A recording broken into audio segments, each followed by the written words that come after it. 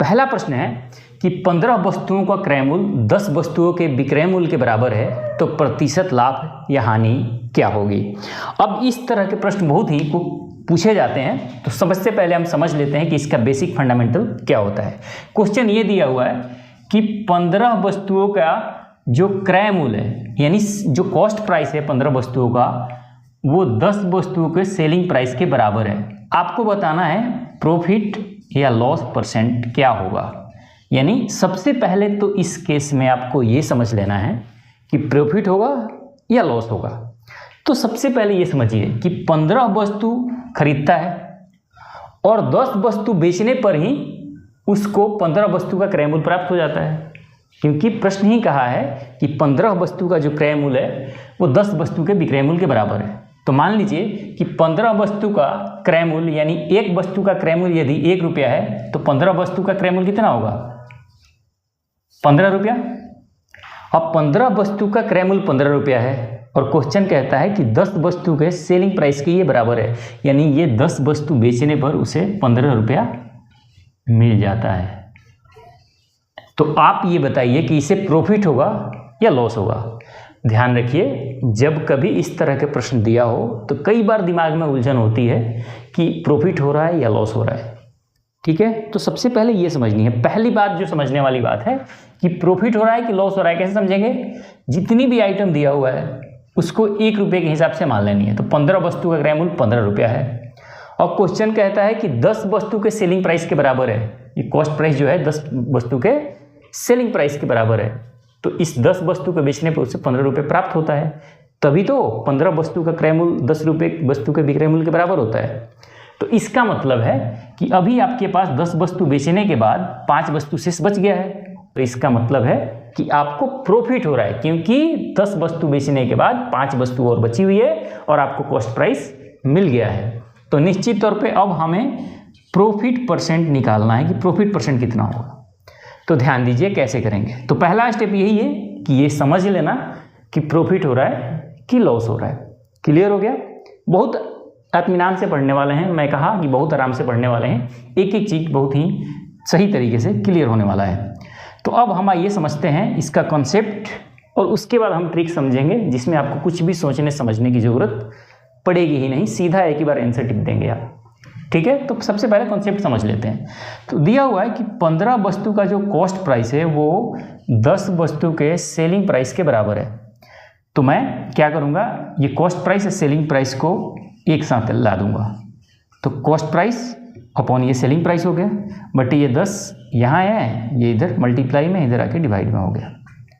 अब इसका क्या मतलब है, इसका ये मतलब है कि सीपी यदि 10 रुपया है तो एसपी 15 रुपया है, तो सेलिंग प्राइस 15 रुपया है, कॉस्ट प्राइस 10 रुपया है। ये रुपये में मानिए, जब रेशियो की वैल्यू यहाँ आप ले लेते हो इस तरह से, तो ये वैल्यू किस में आ जाती है, रुपये में आ जाती है। आपको रुपये समझना है इसको। तो आपको 10 रुपये का सामान 15 रुपये में बेचते हो तो आपको प्रॉफिट कितना हुआ, तो आप कहोगे सर प्रॉफिट मुझे हो गया 5 रुपये का। कितने का हो गया, 5 रुपये का प्रॉफिट हो गया।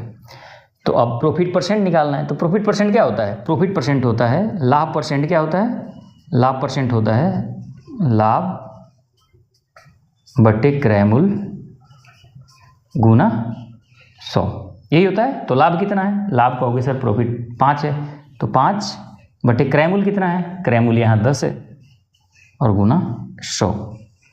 5 दूना 10, 2 से करोगे 50, यानी 50% का उसे प्रॉफिट हो रहा है।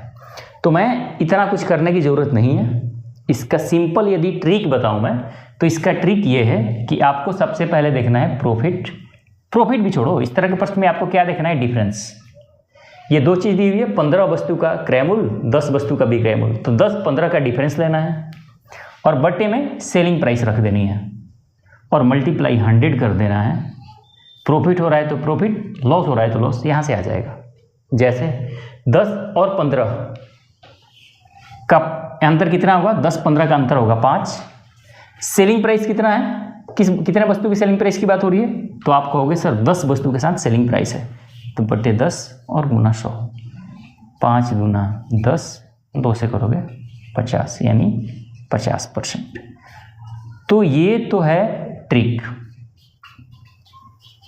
अब ये ट्रिक कहाँ से आया, यहीं से आया है, ये मैंने बताया ना यहाँ इतना करके, यहीं से आया है। लेकिन कॉन्सेप्ट समझ लेते हो तो ट्रिक ये आपको याद रहेगा हमेशा। मान लो 2 महीने बाद अगर ये तरह के मैथ को टच नहीं किया आपने, तो इस बात की संभावना है कि आप इस तरह के ट्रिक को भूल जाएं। लेकिन एक बार मैंने सबसे पहले बताया कि इस केस में सबसे पहले आपको ये दिमाग लगाना है, अगर नहीं दिया है तो, कि प्रॉफिट हो रहा है कि लॉस। जैसे इस क्वेश्चन में नहीं दिया है कि लाभ हो रहा है कि हानि, तो आपको इस बात की प्रैक्टिस करना है पहले दिमाग में कि इस तरह के प्रश्न जब पूछा जाए कि 10 वस्तु का विक्रय मूल्य 15 वस्तु का क्रय मूल्य के बराबर है, तो अपने से क्वेश्चन लिख कर भी आप दिमाग में पहले फ्रेम कर लो कि किस कंडीशन में लॉस होता है, किस कंडीशन में प्रॉफिट होता है। जैसे कि यहाँ आसानी से कर सकते हो, एक वस्तु का क्रय मूल्य 1 रुपया मान लो और सेलिंग प्राइस भी 15 रुपये ही मिल जाता है, आसानी से आप कर लोगे। उसके बाद ये तरीका है कि सीपी यहाँ आ गया, एसपी एक साथ ले लिया, यहाँ से आपको सीपी 10 एसपी 15, यहाँ से डिफरेंस ले लिया तो आपको प्रॉफिट आ गया 5, प्रॉफिट परसेंट होता है लाभ बटे क्रय मूल्य गुना 100, यहाँ से आ गया। और नहीं तो सबसे बेस्ट तरीका है ट्रिक, लेकिन ट्रिक के साथ साथ कॉन्सेप्ट भी समझिए। आगे बढ़ते हैं दोस्तों। अगला प्रश्न है कि यदि 15 मेजों का क्रय मूल्य 20 मेज के विक्रय मूल्य के बराबर हो तो हानि प्रतिशत क्या है। इस क्वेश्चन में आपको दिया हुआ है कि 15 मेज का जो क्रय मूल्य है, 15 मेज का जो कॉस्ट प्राइस है वो 20 मेज के सेलिंग प्राइस के बराबर है। तो आपको देखो 15 वस्तु है आपके पास जो खरीदे हो आप, तो अगर मान लो इसमें हानि नहीं दिया होता, पूछ दिया होता कि लाभ या हानि प्रतिशत निकालें, तो सबसे पहले आपको दिमाग में क्या फ्रेम करना है।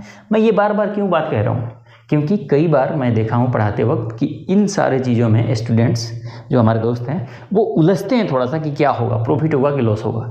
इसमें थोड़ा सा समय लेना पड़ता है। तो इसलिए मैं कह रहा हूँ कि दिमाग को सबसे पहले इस बात के लिए ट्रेंड कर लो कि ये लाभ होगा कि हानि होगा। तो अब हम आइए यहाँ समझते हैं। इसमें दिया हुआ कि हानि होगा, लेकिन हानि क्यों होगा इसको समझते हैं। देखिए 15 वस्तु का सेलिंग प्राइस है, 15 वस्तु का कॉस्ट प्राइस है और 20 वस्तु के सेलिंग प्राइस के बराबर है। तो आप खरीद रहे हो 15 वस्तु, तो मैंने कहा कि एक वस्तु का क्रय मूल्य 1 रुपया मानोगे तो आप कहोगे सर ये 15 रुपये का मैंने वस्तु खरीदा है, और कहता है कि 20 वस्तु के सेलिंग प्राइस के बराबर है। अब 20 वस्तु के सेलिंग प्राइस के बराबर कब होगा ये कॉस्ट प्राइस, यानी कि 20 वस्तु को आपने 15 रुपया में ही बेचा है, तभी तो 15 वस्तु को आपने 15 रुपये में खरीदा और ये 20 वस्तु के सेलिंग प्राइस के बराबर है। इसका मतलब है कि 20 वस्तु को आपने 15 रुपये में ही बेच दिया, तो 5 वस्तु आपने एक्स्ट्रा बेच दी है अपने ही कॉस्ट प्राइस निकालने के लिए। इसका मतलब कि हानि होगा। ये समझना यहाँ थोड़ा सा आसान लग रहा है कि ये तो हानि होगा सर, क्यों बता रहे हो इसको, लेकिन मैं समझता हूँ मेरे दोस्त कि जब कभी थोड़ा सा भी उलझन वाला मैथ आ जाए तो इसमें दिमाग सोचने में थोड़ा सा समय लेता है, इसको थोड़ा सा उलझन होती है समझने में कि लाभ होगा कि हानि होगा, इसलिए मैं यहाँ टाइम दे रहा हूँ। तो अब आप अगर समझ गए कि यहाँ इस केस में क्या हो रहा है, लॉस हो रहा है, हालांकि क्वेश्चन में भी दिया हुआ है कि आपको हानि परसेंट निकालना है। तो यदि मैं इसको ट्रिक से करूँ, क्या करूँ, यदि मैं ट्रिक से करूँ तो मैं सीधा लिखूँगा difference upon selling price multiply 100। तो डिफरेंस कितना है, तो आप कहोगे सर डिफरेंस इन दोनों का आ जाएगा 20 और 15 का डिफरेंस 5। सेलिंग प्राइस कितनी वस्तु की बात है, 20 वस्तु मल्टीप्लाई 100, 5 चौके 20, 4 से करोगे 25, यानी 25% का हानि होगा। यही हो गया आपका आंसर। एक तो ये तरीका है बिल्कुल ही शॉर्टकट, इसको लिख लीजिए। मैं फिर से कॉन्सेप्ट बता रहा हूँ, क्योंकि मैं बता रहा हूँ तो मैं सोच रहा हूँ कि आपको बिल्कुल ही पूरी डिटेल में चीज़ें बताई जाए। अब मैं अगली डिटेल में की बात करूँ तो ध्यान रखिए, मैं यही बताता हूँ, इसको मिटाता हूँ मैं। अब देखिए 15 वस्तु का कॉस्ट प्राइस 20 वस्तु के सेलिंग प्राइस के बराबर है, तो मैं cost price upon selling price लिखता हूँ। Cost price upon selling price, मैं सेलिंग प्राइस को इसके साथ इधर नीचे ले लिया, तो ये 20 तो यहाँ है, ये 15 नीचे आ जाएगा। तो मैंने कहा कि सीपी आपके पास आ गया 15 और एसपी आ गया, सीपी आ गया 20 और एसपी आ गया 15। तो कॉस्ट प्राइस 20 है, सेलिंग प्राइस 15 है। इसका मतलब है कि आपको लॉस हो रहा है। क्यों? क्योंकि आपका जो सेलिंग प्राइस है वो कम है। तो लॉस कितना हो रहा है, तो आप कहोगे सर 20 रुपये में खरीदा था और 15 रुपये में बेच दिया, यानी 5 रुपये का हमें लॉस हो रहा है। तो आप कहोगे सर लॉस परसेंट निकालना है। तो लॉस परसेंट क्या होता है, यानी हानि बटे क्रय मूल्य गुना 100। तो आप कहोगे सर हानि हो रहा है 5 का, यहाँ क्रय मूल्य कितना है, ये 20 है और मल्टीप्लाई 100। 5 से 5 चौके 20, 4 से करोगे 25% आंसर।